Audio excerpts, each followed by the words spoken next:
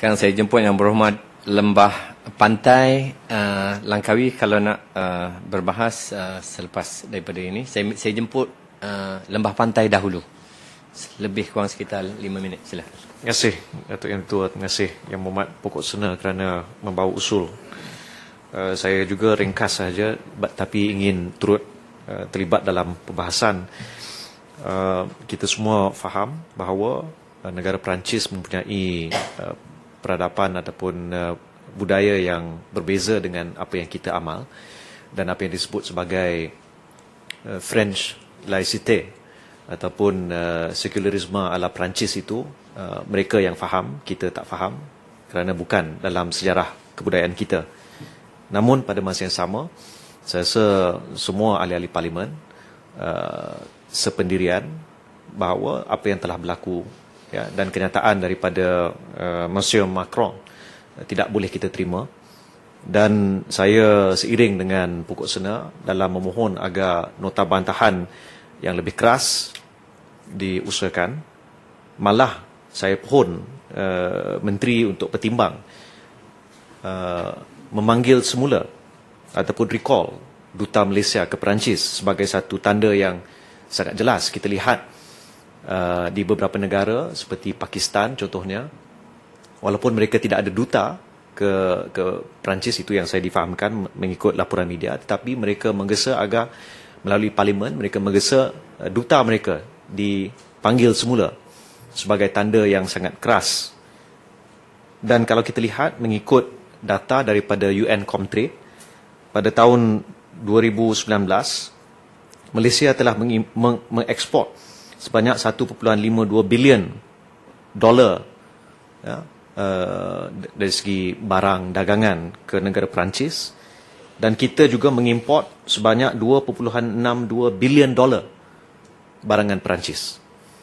Jadi saya pohon seperti yang disebut oleh Yang Berhormat Pokok Sena tadi, kita banyak mengimport hampir 1 bilion US dollar peralatan penerbangan. Semestinya kita cari pilihan-pilihan yang berbeza.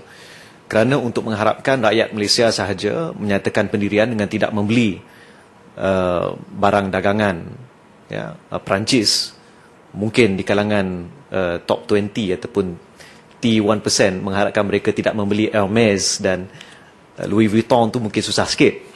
Tapi rakyat memang tak mampu. Tapi setidak-tidaknya kita menyatakan pendirian dengan tahun ini dan tahun depan, khusus tahun depan, kita tidak membeli sebanyak ataupun mengimport sebanyak tahun-tahun yang lalu barang dagangan daripada Perancis. Kita lihat juga sebagai contoh antara Perancis dan negara-negara Timur Tengah, jumlah dagangan yang Perancis mengeksport ke Timur Tengah sebanyak 100 bilion US dollar pada tahun 2019, dan semestinya akan ada kesan dan harapan kita dengan mesej yang jelas dari segi dagangan ini.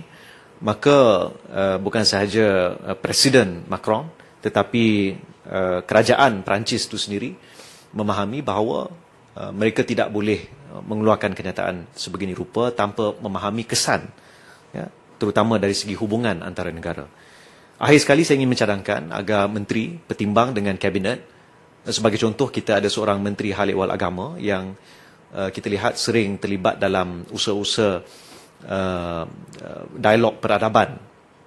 Apakah mungkin kita hantar ataupun kita jemput berlaku satu dialog untuk menyampaikan mesej kepada pihak kerajaan Perancis bahawa bukan sahaja Islam yang kita anuti dan kita amalkan di negara Malaysia ini mempunyai ciri-cirinya sendiri, tetapi dari segi konsep maqasid syariah dan juga bagaimana mungkin negara Perancis itu sendiri boleh mengadaptasi kepada realiti Islam dan warga negara Islam mereka yang begitu ramai pada hari ini. Mungkin kita boleh berikan sedikit panduan ataupun cadangan, kerana saya lihat Menteri Hal Ehwal Agama kita seorang yang mampu melakukan perkara seperti itu. Itu dahulu. Itu sahaja. Terima kasih.